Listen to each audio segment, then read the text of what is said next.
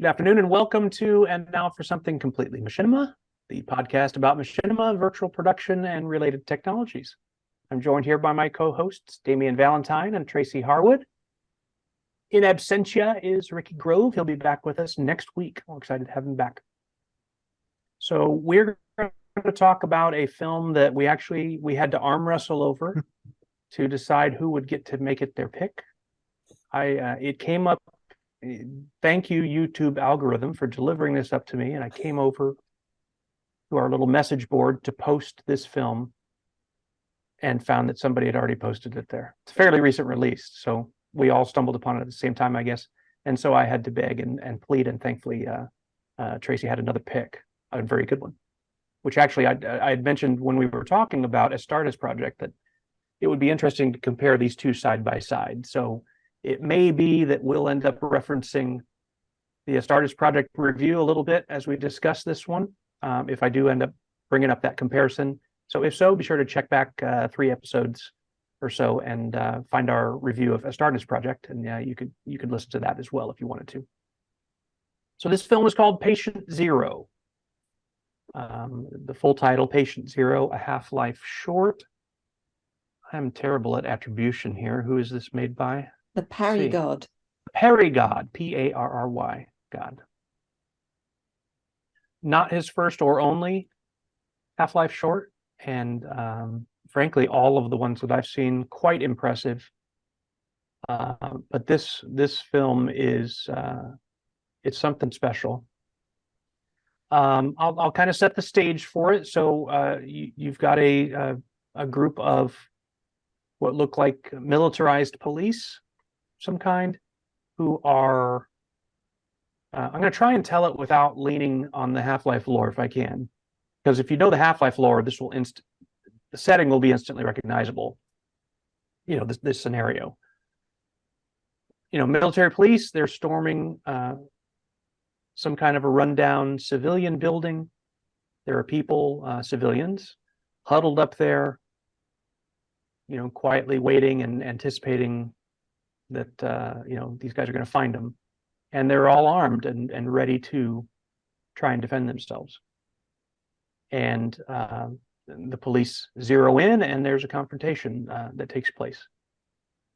It's just wonderfully done. There is some dialogue in this that helps drive the story.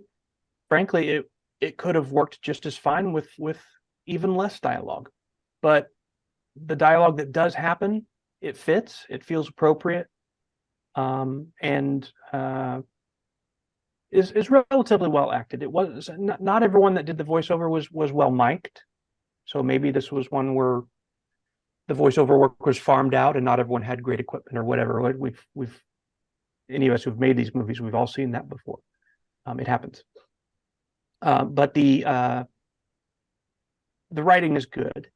And the action sequence, once it kicks into gear, is quite extraordinary, and much of it, I honestly don't know how they did it. Assuming that this was filmed primarily in the Half-Life 2 engine, things with regard to destructive environments and that kind of thing, you know, holes being blown into walls and things like that. Maybe I just don't know much about how this engine works, but it's pretty impressive looking, however those effects were achieved.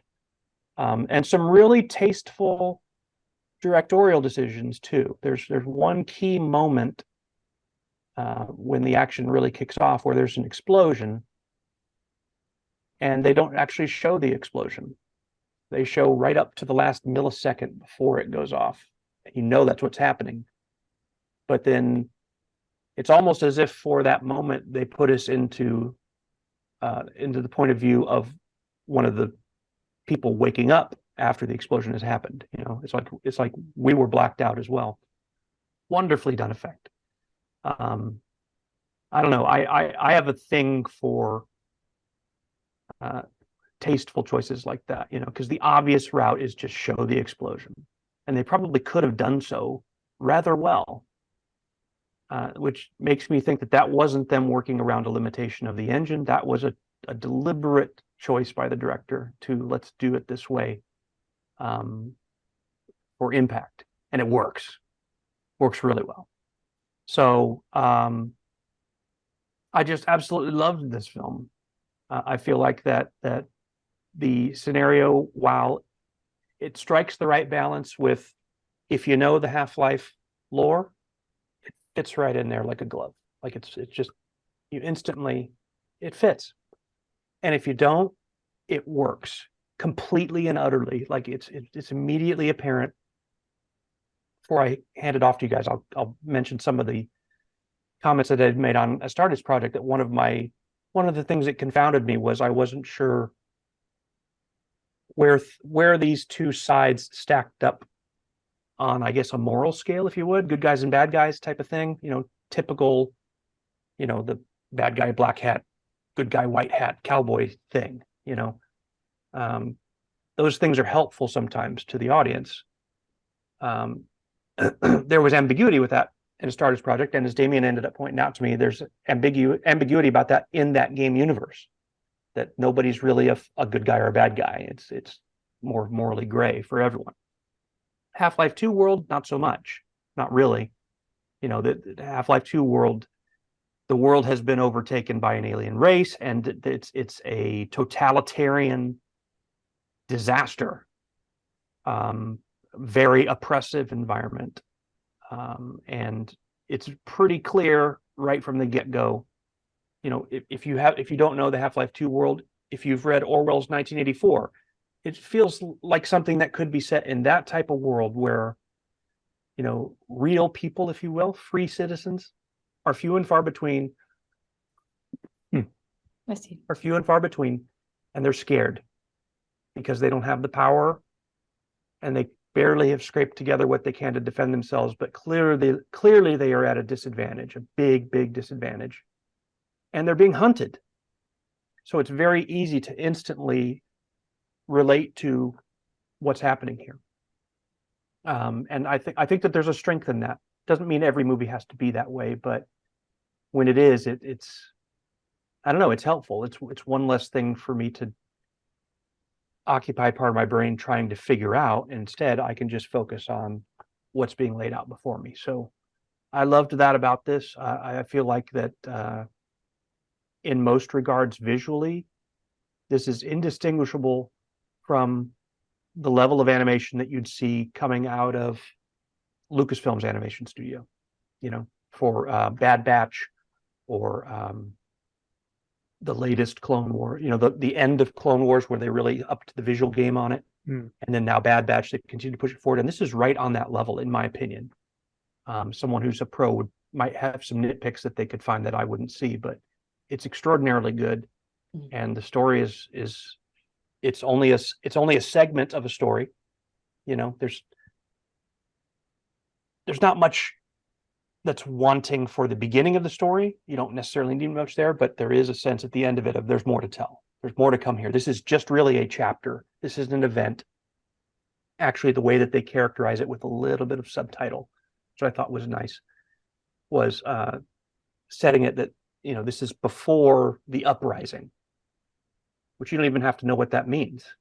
It's clearly there's totalitarianism and something's going to happen. So this is Patient Zero, I think, and Tracy, you correct me if I'm wrong, but I think Patient Zero is a metaphorical reference to this is where it starts. This is I don't know, where in the Star Wars canonical movies and shows, Damien, does the rebellion really kick off? It feels like that they've tried to do that a few different times. Andor, the Andor series plays with that idea, although it seems like it's already in motion there. I don't know, but this is distilling it down to, this is Patient Zero means this is the first. So this is exactly where that uprising that they referenced really briefly begins. It's all very intriguing, and it's a story that I would want to follow and see more of if there was more of it to tell. So what did you guys think? I would very, like you just said, I would very much like to see another chapter of this to see where it's going. initially I watched it, I thought, I don't know Half-Life that well, but I recognized the soldier characters with the mask because that's a very distinctive Yes. Half-Life design. And I thought this is not made with Half-Life 2 as a game engine because I was looking at the background, the things were happening. I was thinking, this is not something that engine is capable of doing. So it's not. Okay. Okay. So I looked in the description of the video, it says they use Source 2 Filmmaker. Hmm. And I think we've commented on before, that is a really difficult piece of software to learn how to use. So this team of people who made this have obviously spent a huge amount of time mastering Source 2 Filmmaker. And the end result is this film that we've just watched. And To interject real quick, so are you saying that when they call it a Half-Life short, they're referring to the world of Half-Life? yes. But it's actually the engine, the same engine as Half-Life, but it's not using the game. Yeah, it's the Source 2 right? Filmmaker. Yeah. Okay, got it. Which my understanding is you can use any Source engine assets in the Source 2 Filmmaker. But it's not something I want to take on because I've heard how difficult it is to use.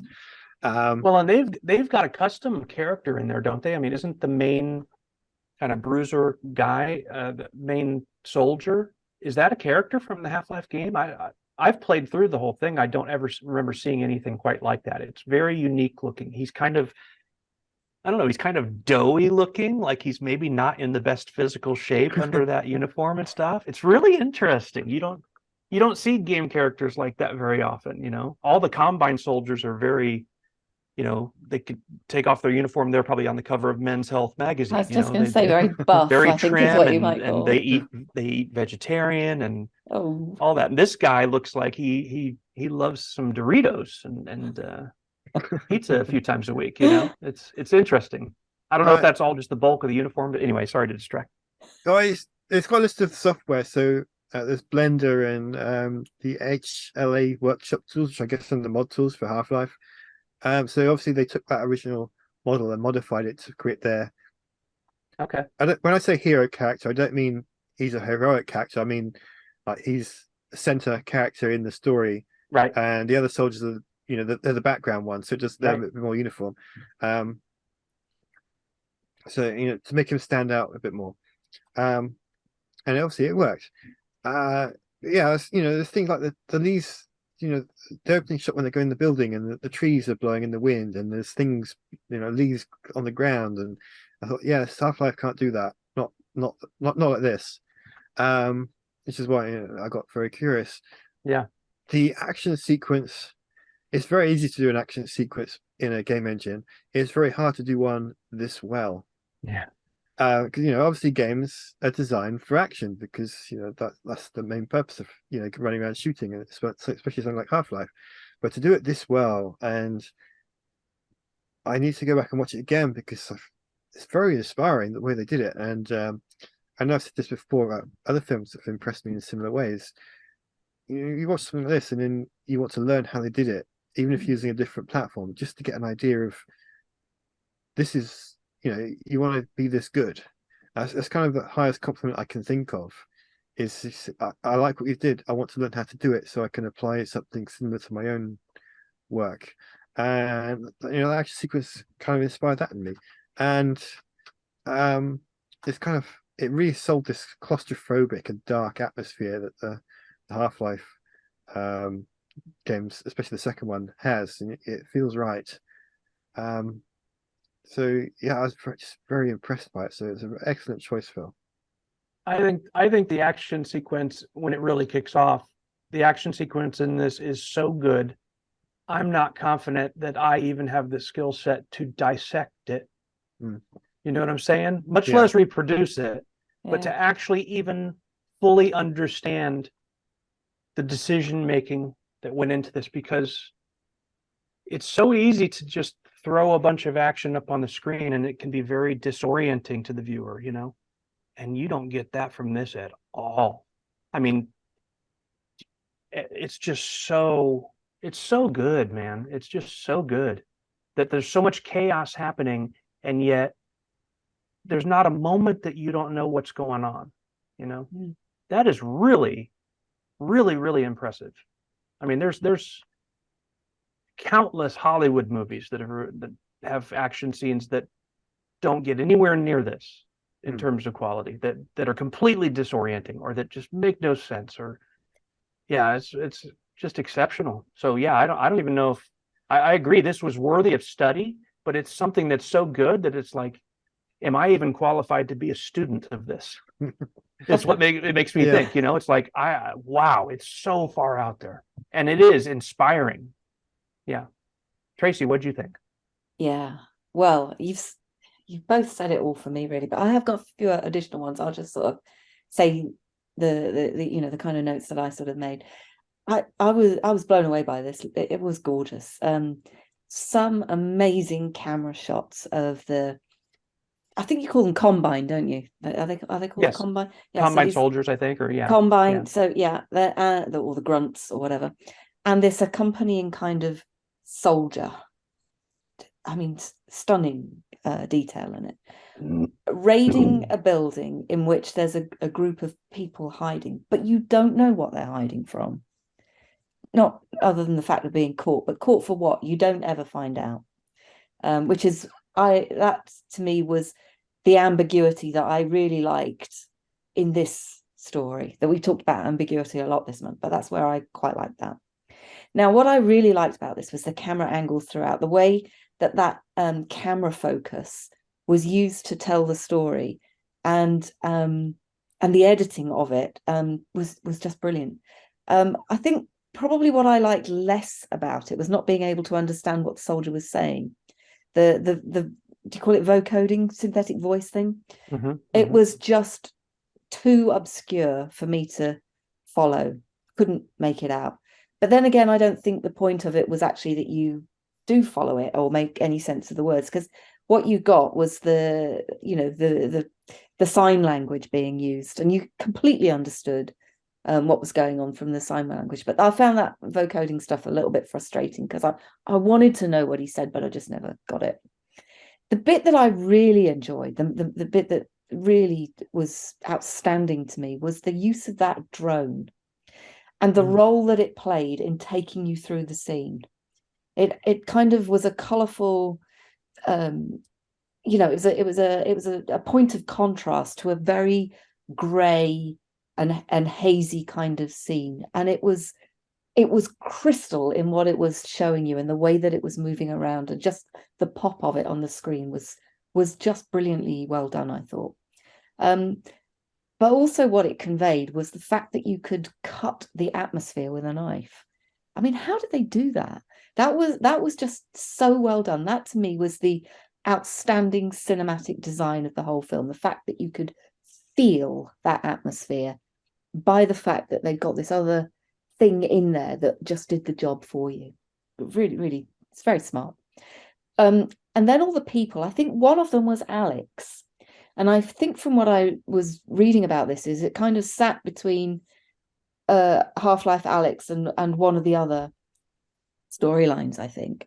But I saw Alex was I thought I saw Alex as one of the characters, and there was maybe 5 or 6 of these characters in there. And the bit like you've already said, the interaction between them and the unfolding of that that sort of battle scene was just so beautifully orchestrated and choreographed. You got a complete sense of a team thing going on between them, even though what you actually saw of them was not very much at all. And I thought that was great. How did they do that? That was my thought on that, really. That sort of choreographic brilliance. And the thing that you highlighted, Phil, where the explosion went off and you were sort of blown away, and then you landed, and that deafening thickness, that you kind of imagine when you've been blown up. Not that I ever have, but that just was, I mean, what a little detail, but so well done. I mean, so everything in the sound design worked really, really well for me. I guess if I'm being super critical, the scene at the beginning where they focus on the mist and the wind, that just went on a tiny bit too long, just a tiny bit. I know what it was doing. It was kind of scene setting for the for the actual raid part, but it just went on a little bit too long. And then there were sort of lots or a few gratuitous small animal shots, rodents and cats, and the detail of them was wonderful. But in the end, I wasn't really sure what they were meant to add, and in the end, they didn't really add very much, because the real, the real sort of party piece of this was actually that choreographed fight, battle. I thought the outcome was really unexpected, given the hype of what the raid was going to be from that sort of extended introduction. I have to say, assuming that we know nothing about Half-Life when we're watching a film like this, I was never sure whose side I was supposed to be on, given where it started. And I think that's, to the point that you made when we were talking about Astartes as well, are these good guys? Are these bad guys? What are they doing? What's the story world here? Well, that's where it ended. I wasn't sure what the relationship was between these two factions as they were portrayed in this as a story, not this as a game. That was my thought on this one.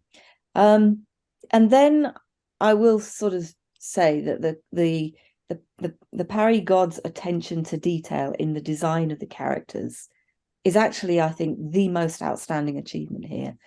When I was looking, I was not at all surprised to see that he posts these models on his own accounts as well. So you can actually find pictures of these models on his Flickr account. And I've no doubt that if you go looking, you can probably download them as models and use them in your own stuff. No doubt you'd pay to do that. So he's a character creator, I think, from what I've seen. But I really loved this. I thought it was really, really well done. I loved that. That atmosphere that was created through this, and it was just a great film. Stood up really well, I thought. Brilliant. Yeah, it's interesting. I feel like that for most of the way that these Combine soldiers are portrayed in the actual game, they're kind of portrayed like stormtroopers were in Star Wars originally, where they're these basically unquestioning automatons, that they just follow orders. That's it. They don't really have personalities. That all changed, I think, primarily, if we're talking just canon, in the first of the Star Wars sequels, where is it Finn? Yeah, is revealed that he's a stormtrooper who's questioning all this, and also it's like all of a sudden stormtroopers. I think that there was some play with the idea of stormtroopers are just guys who have signed up for the military, essentially. There's a lot of discussion of that's happened in other Star Wars shows and in the comics and things like that. But in terms of the real movies, that was never done before. And all of a sudden, it's like you can't look at stormtroopers the same way anymore. These are just people. And I feel like that the way that the Combine soldiers were presented in the Half-Life game, for the most part, they were like stormtroopers were looked at before that happened. But there's never been really a moment in the Half-Life canon that I know of where Combine soldiers are revealed to just be regular Joes. There's been a lot of fan fiction stuff that's done stuff with that stuff that's to the point of having them be comedic and red versus blue style conversations happening between them and stuff like that. But this film standalone, you really got a sense that these, let's call them police officers or Combine soldiers, they were humans. They were people. They probably had someone to go home to at the end of the day, kind of thing. So I get it, Tracy, that even though having played the games, there's this ingrained to me the Combine's the bad guys, the regular people are the good guys. But no, it's not really portrayed that simple and cut and dry in this short, is it? It's that these are guys just doing their job, and who knows why they're coming to get these people that are holed up right now. They look afraid and meek, and we're just going to assume that because they're not wearing masks that they're good. But can we really assume that?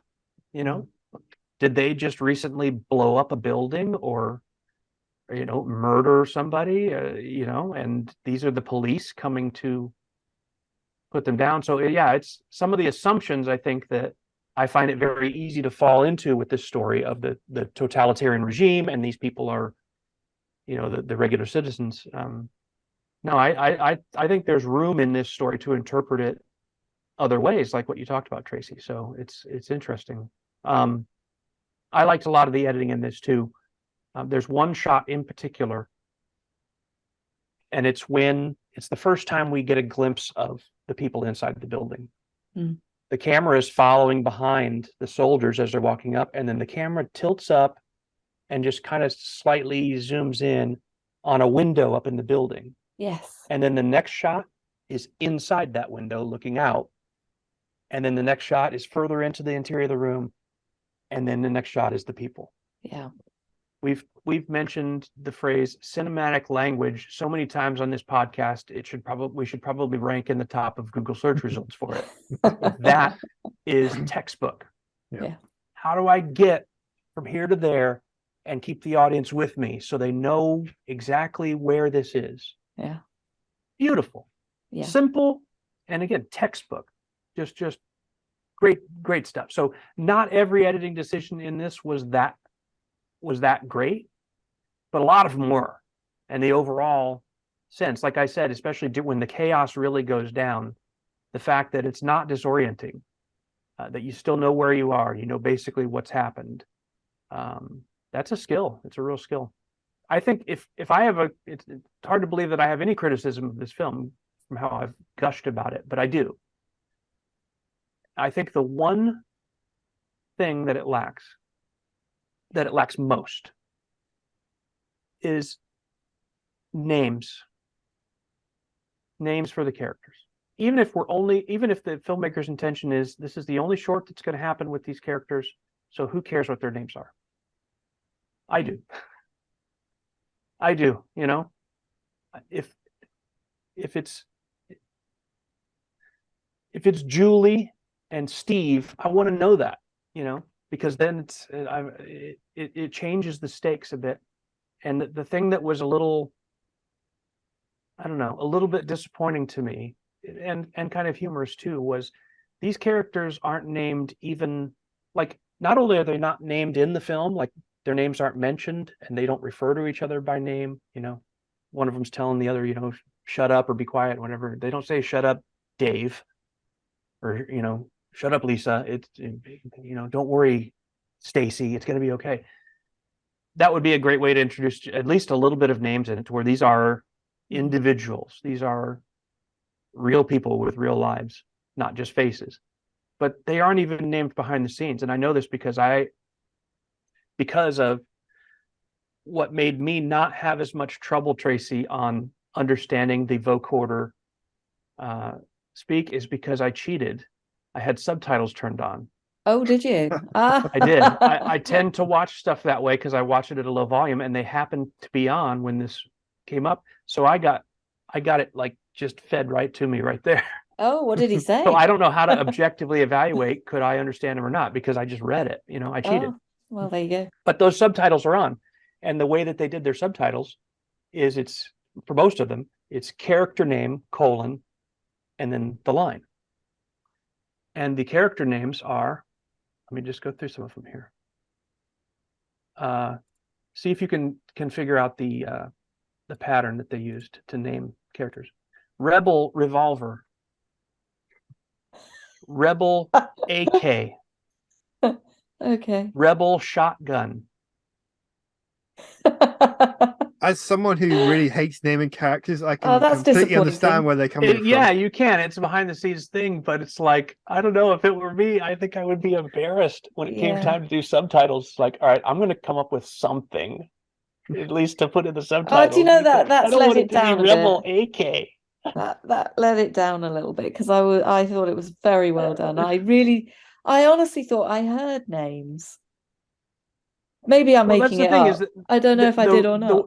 Yeah, the way they were presented, it was there was a humanity to the way they were characterized. I'm not Yeah. taking anything away from that at all. But yeah, it appears that the characters didn't have names, even like in behind the scenes. They didn't have any names. And I think that little detail would have just made something that's already probably my favorite film of this type that I've seen in the past year. Okay, so would have made it even better. Question for you, Phil. What was Yeah. vocoding's behind the scenes name? What was okay, let's see. It wasn't Steve. Let's see. Large man with drone. Oh, was he a man?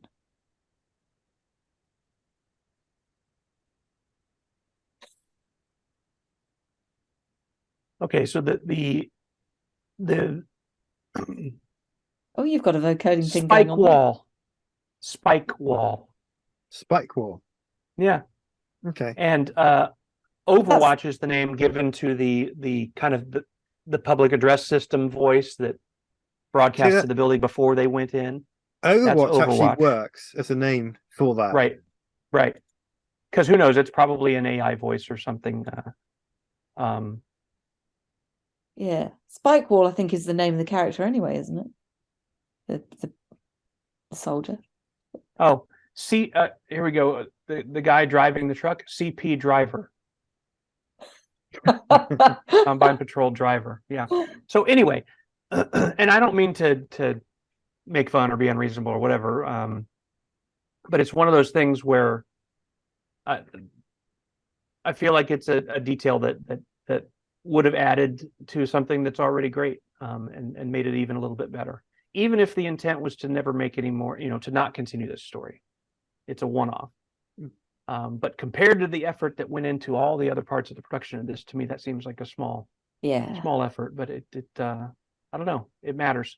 One last thing I'll mention too, Tracy, is the drone was very evocative to me as well. And not just for the technical aspect of it, but I think that sense that I mentioned earlier, that it's very clear who has the upper hand here in terms of power and technology. And that, to me, that was a great symbol of that, of they've got this tech that the people they're going after they can't hide.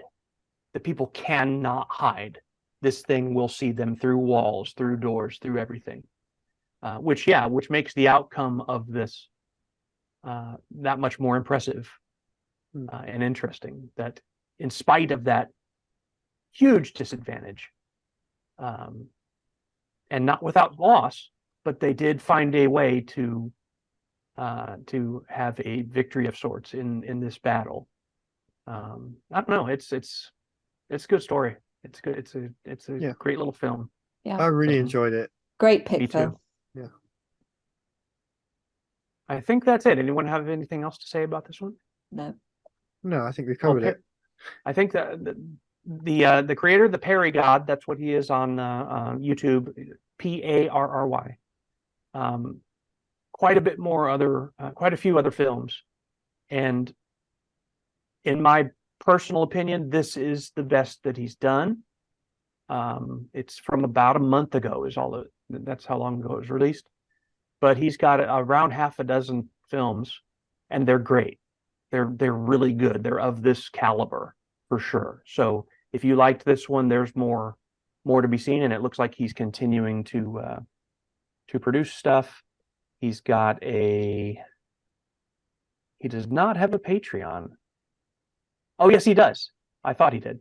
Yeah, he's got a Patreon. There's probably some additional exclusive content there for supporters. He's got one of those buy me a coffee things too, if you wanted to show him support. But very, very interesting work here, and I'm excited to see more. It looks like they're producing something about. They're putting out a few shorts a year for the past couple of years, and that's pretty impressive. Oh yeah, to put out stuff of this quality on that kind of schedule is that's impressive. So I'll be sure to check out his channel. Glad I stumbled upon it. Yeah, I'm going Thanks to for letting me win the tug of war, Tracy. sorry, go on. I was going to say, Yes. Keep Keep going. Keep going. No. Oh. Like I say, I'm going to check out the rest of his channel to see what else he's done because I really enjoyed that and I want to see more. I must admit, I It's do worth as it. well. Yeah, I do. Yeah.